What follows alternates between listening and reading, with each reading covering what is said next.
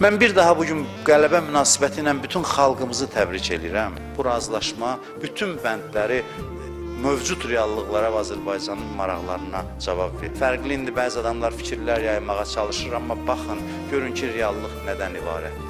Biz Şuşadayıq artıq. Biz Qarabağın statusu mövzusu belə gündəmdə deyil.